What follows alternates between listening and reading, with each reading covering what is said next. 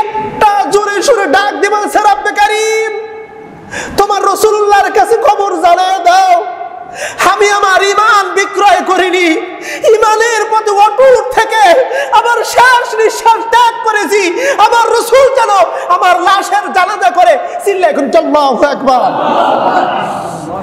রাসূল কারীম সাল্লাল্লাহু আলাইহি ওয়াসাল্লাম মসজিদুন নববীর ভিতরে, জিবরাইলের চোখে পানি। ও জিবরাইল, তুমি কান্না করে কেন? ইয়া রাসূলুল্লাহ, আপনি কি জানেন যায়েদ আর খুবাইবকে শহীদ করা হয়েছে?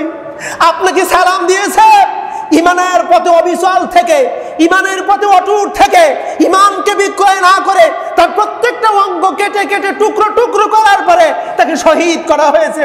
রাসূল কান্না করলেন আর সাহাবীদেরকে বললেন, তোমাদের মধ্যে কে এমন আছো আমার যায়েদ আর খুবাইবের লাশ এই মদিনায় আনতে পারবা?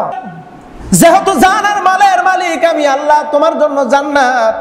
তাহলে শুনে রাখো বান্দা, ইউকাতিলুনা ফি সাবিলিল্লাহি ফায়াকতুলুনা ওয়া ইয়াকতালুন। এ বান্দা, তুমি আল্লাহর পথে সংগ্রাম করো, হয় তুমি মারো অথবা তুমি মরো। তুমি যদি মারতে পারো, গাজী হও, তাও তোমাকে আমি সম্মানিত করব। আর তুমি যদি মারা যাও, আমি তোমাকে শহাদার মর্যাদা আমি দান করব। ও বন্ধু, পৃথিবীতে একটা মাত্র মৃত্যু, সহজ মৃত্যু, একটা মৃত্যু, যেই মৃত্যুর মধ্যে কোনো যন্ত্রণা নাই, কোনো কষ্ট নাই, সেই মৃত্যুটার নাম হলো শহীদি মৃত্যু। জরবন কি মৃত্যু? শহীদি মৃত্যু।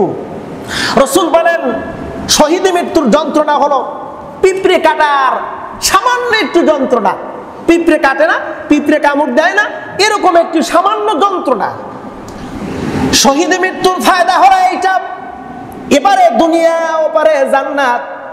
অর্থাৎ আপনি যতক্ষণ জীবিত আছেন ততক্ষণ দুনিয়া, ইন্তেকাল করতে দেরি, জান্নাতে যেতে দেরি হবে না। এই জন্য প্রিয় নবী দোয়া করতেন, আল্লাহ তুমি আমাকে শহীদি মওত দাও, আল্লাহ তুমি আমাকে শহীদি মওত দাও।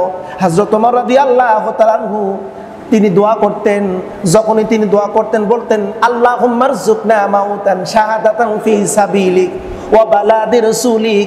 আয় আল্লাহ তুমি আমাকে শহীদি মৃত্যু দাও। রাসূল দোয়া করেছেন, আল্লাহ আমাকে শহীদি মৃত্যু দাও। আল্লাহুম্মা রযুকনা মাউতান শাহাদাতান ফি সাবিলিক। ও রব, তোমার পথে আমাকে মৃত্যু দাও, আমি যেন শহীদ হই। সুম্মা হিয়া, আবার তুমি আমাকে জীবিত করো।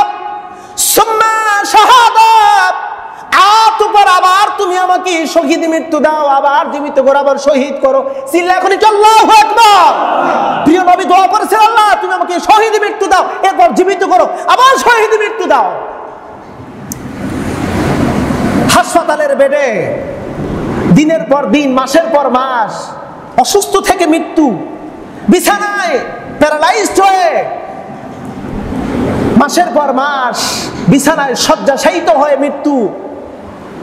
আর শহীদি মৃত্যু হলো কাফের বেঈমানদের বিরুদ্ধে যুদ্ধ সংগ্রাম, তাগুতের বিরুদ্ধে যুদ্ধ সংগ্রাম করতে করতে বাতিলের সামান্য একটি আঘাত, বুকের বাঁশ দিয়ে বল্লম হোক, গুলি হোক, আর বাতিলের ছোট্ট একটি আঘাত হোক আর বড় আঘাত হোক, বুক চৌচির হয়ে যাবে। মানুষ দেখবে কত বড়ই না আঘাত, কিন্তু আপনি একটু টের পাবেন না, একটু টের পাবেন না। সুমাইয়া রাদিয়াল্লাহু তাআলা আনহাকে যখন শহীদ করা হয়েছিল, লজ্জাস্থানের ভিতর বল্লম মারছে আবু জাহেল। শরীরের ভিতরে আঘাত লাগলে ব্যথা লাগবে, ব্যথা লাগলে চোখ দিয়ে পানি আসবে, মস্তিষ্কের ভিতরে কান্না আসবে, এটাই স্বাভাবিক। কিন্তু সুমাইয়া রাদিয়াল্লাহু তাআলা হাসে। আবু জাহেল বলে, সুমাইয়া তোমার শরীরের ভিতরে বল্লম ঢুকাই দিলাম, তুমি কান্না করবে, সেহেতু তুমি হাসো, কারণ কি? সুমাইয়া বলে, আবু জাহেল তুই তো জানিস না আমার রব আমাকে জান্নাতুল ফেরদাউস আমার চোখের সামনে ধরেছে আর বলেছে, সুমাইয়া আর সামান্য একটু সময় অপেক্ষা করো, ধৈর্য ধারণ করো, তোমার শরীরের ভিতরে থেকে রূহ বের হয়ে যাবে আর তুমি জান্নাতুল ফেরদাউসের মধ্যে প্রবেশ করবে। এ আবু জাহেল, আমার চোখের সামনে জান্নাতুল ফেরদাউস, যার কারণে আমি টের পাই নাই তুমি আমাকে আঘাত করেছো। ইয়াসির রাদিয়াল্লাহু তাআলা আনহুকে, সুমাইয়ার স্বামী, তাকে ধরলো, দুই উটের সাথে দুই পা বেঁধে দিল, দুইটা উট দুই দিকে তাড়াও করা হচ্ছে, পুরো শরীর চৌচির হয়ে যায়, এক ফোঁটা চোখের পানি বের হয় না।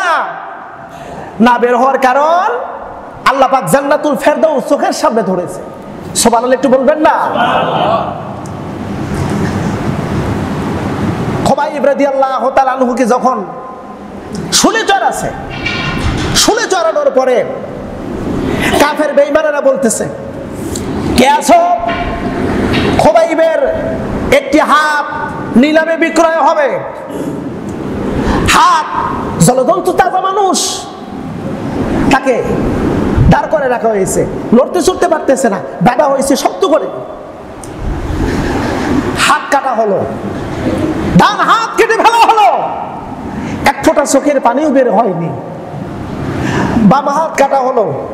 সাইদ ইবনে আমের রাদিয়াল্লাহু তাআলা আনহু তিনি বলেন, আমি প্রত্যক্ষদর্শী, আমি খুবাইবকে দেখেছি, ডান হাত কাটলো, বাম হাত কাটলো, পা কাটলো দুইটি, তারপরে আমি দেখেছি খুবাইবকে এক ফোঁটা চোখের পানি আমি বের হতে দেখিনি, বরং শুধু একটা কথাই জোরে সোরে উচ্চ স্বরে বলেছে, হে মক্কাবাসীরা শুনে রাখো, আমার রবের দরবারে কিয়ামতের ময়দানে তোমাদের বিরুদ্ধে আমি বিচার দেব।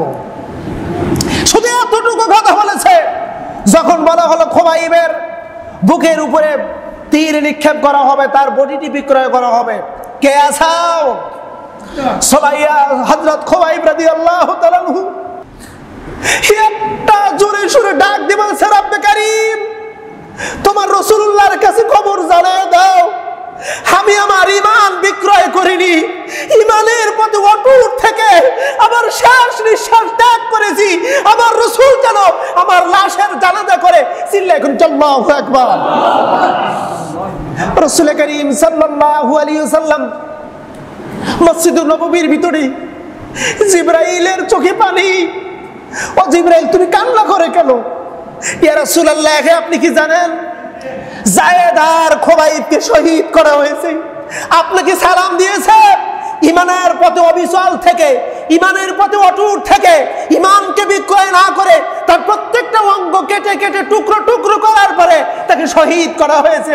রাসূল কান্না করলেন আর সাহাবীদেরকে বললেন, তোমাদের মধ্যে কে এমন আছো আমার যায়েদ আর খুবাইবের লাশ এই মদিনায় আনতে পারবা? আমি রাসূল জামিনদার, খুবাইব আর যায়েদের লাশ যারা আনতে পারবে, আমি রাসূল তাদেরকে ছাড়া জান্নাতে দাখিল হব না, জান্নাতে প্রবেশ করব না। প্রিয় বন্ধুরা, শহীদি মউত এটি হলো আল্লাহর দেওয়া সবচেয়ে বড় নেয়ামত। শহীদি মৃত্যু আল্লাহর দেওয়া বড় নেয়ামত। আমাদের প্রাণপ্রিয় পাখি, কোরআনের পাখি একটি কথা বলে গেছেন, 1000 বছর বিড়ালের মতন বেঁচে থাকার চাইতে সিংহের মতন 1 ঘন্টা বাঁচা সর্বোত্তম। আপনি 1000 বছর ব্যতীতে কি করবেন যদি জান্নাত না পান? আপনি যদি 1 ঘন্টা যদি বীরের মতন, সিংহের মতন তগতে শক্তির বিরুদ্ধে যদি সংগ্রাম করে দুনিয়ায় জীবিত থাকতে পারেন, আপনার 1 ঘন্টাই আপনার জন্য জান্নাত। দেখেন না, খাব্বাব রাদিয়াল্লাহু তাআলা আনহু তিনি বর্ণনা করেন, বদরের প্রান্তরে একজন সাহাবী আসলো,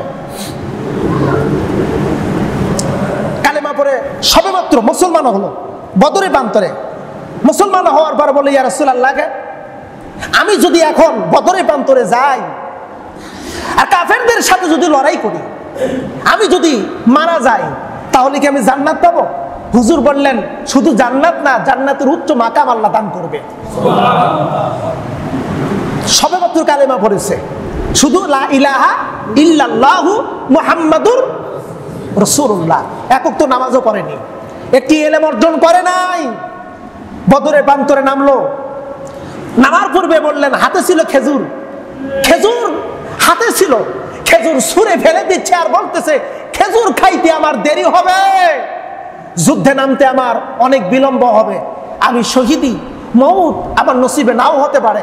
খেজুর ফেলা দিয়া নামলেন যুদ্ধের ময়দানে। অনেকগুলো কাফেরকে মারলো, আরেকটি কাফের তরবারি তার বুক বরাবর লাগলো, শহীদ হয়ে গেল। প্রিয় নবীজি যুদ্ধের শেষে তার লাশটা যখন সামনে আনা হলো, রসুল বললেন তোমরা জান্নাতি সোহাদাকে দেখো, কালেমা পড়ে মুসলমান হয়েছি একটু আগে, যুদ্ধে অংশগ্রহণ করলো, শহীদ হয়ে গেছে, আল্লাহ তাকে জান্নাতের উচ্চ মাকাম দান করবে। সর্বশেষ কথা, কিয়ামতের ময়দানে আল্লাহ পাক সমস্ত মানুষকে উলঙ্গ করে তুলবে, কারুর পরনে কোনো পোশাক থাকবে না। হাজি গাজী মুন্সি আউলিয়া কারুর গায়ে পোশাক থাকবে না, একমাত্র শহীদ যারা তাদের পরনে পোশাক থাকবে। সুবহানাল্লাহ বলবেন না? পোশাক অবস্থায় উঠবে, রক্ত কাদা শরীরে। তোমরা কারা? তোমাদের গায়ে রক্ত কাদা কেন? বুলেটের আঘাত, অস্ত্রের আঘাত, তীরের আঘাত, এই জখম অবস্থায় তোমরা উঠেছো কেন? তোমরা কারা? তারা বলবে আল্লাহ তোমার দ্বীন প্রতিষ্ঠিত করার জন্য, তাগুতি শক্তির বিরুদ্ধে সংগ্রাম করার জন্য বাতিলের আঘাতে আমাদের মৃত্যু হয়েছে, মাবুদ তুমি লক্ষ্য করে দেখো। এই জন্য প্রিয় নবী বলেন যারা শহীদ হয় তাদেরকে গোসল দিয়ে জানাজা দাফন করার প্রয়োজন নেই, বিনে গোসলে তাদেরকে দাফন করে দাও। আল্লাহ আমাদেরকে শহীদ মাউত নসিব করুক, বলুন আমিন।